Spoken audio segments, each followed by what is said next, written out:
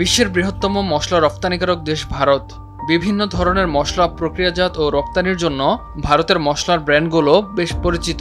তবে সম্প্রতি এমনই বিখ্যাত কিছু মশলা উৎপাদনকারী সংস্থাকে নিষিদ্ধ করেছে বিশ্বের বেশ কয়েকটি দেশ। ভারতের মশলার গুণগত মান নিয়ে চলছে নানা পরীক্ষা নিরীক্ষাও।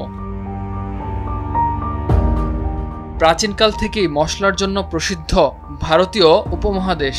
এখনও অধিকাংশ দেশের মশলা আমদানির অন্যতম ঠিকানা ভারত। কিন্তু সম্প্রতি বিতর্কের মুখে পড়েছে ভারতের বিখ্যাত মশলার সংস্থাগুলো। MDH, এভারেস্টের মতো ব্র্যান্ডের মশলা নিষিদ্ধ করেছে অনেক দেশ। সিঙ্গাপুর ও হংকং MDH কোম্পানির 3টি এবং এভারেস্টের একটি মশলা নিষিদ্ধ ঘোষণা করে। কোম্পানি দুটির বিরুদ্ধে মশলায় ক্ষতিকর কীটনাশক এথিলিন অক্সাইড ব্যবহারের অভিযোগ আনে তারা।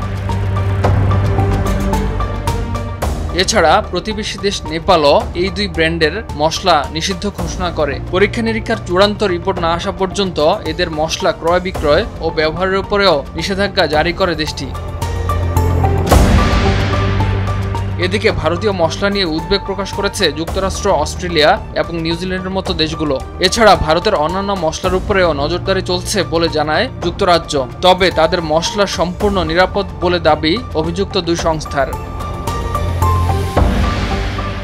মশলা জীবাণুমুক্ত করার কাজে এথিলিন অক্সাইড নামক এই কীটনাশক ব্যবহার করা হয়ে থাকে। কিন্তু মানুষের শরীরের জন্য এই রাসায়নিক পদার্থ অত্যন্ত ক্ষতিকর।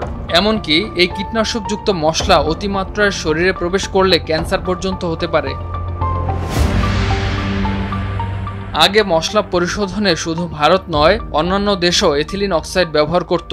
পরে এই রাসায়নিকের ক্ষতিকর প্রভাবের কথা সামনে এলে এর ব্যবহার বন্ধ করে দেয় তারা। মশলা নিষেধাজ্ঞা এড়াতে সতর্ক হয়েছে ভারত। দেশটির স্পাইস বোর্ডের তরফে রপ্তানিকারকদের উদ্দেশ্যে জারি করা হয়েছে বিশেষ নির্দেশিকা। এথিলিন অক্সাইড ব্যবহার নিষিদ্ধ করে ক্ষতিকারক নয় এমন বিকল্প উপাদান ব্যবহারের পরামর্শ দিয়েছে বোর্ড। মশলা থেকে প্রতি বছর বিপুল পরিমাণে বৈদেশিক মুদ্রা আয় করে ভারত। 2021-22 অর্থবছরেও প্রায় $410 কোটি মশলা রপ্তানি করে দেশটি। তবে কীটনাশকের অভিযোগ ও চলমান নিষেধাজ্ঞা দেশটির অর্থনীতিতে প্রভাব ফেলতে পারে বলে ধারণা বিশ্লেষকদের। ইমতিয়াজ আহমেদ, RTV।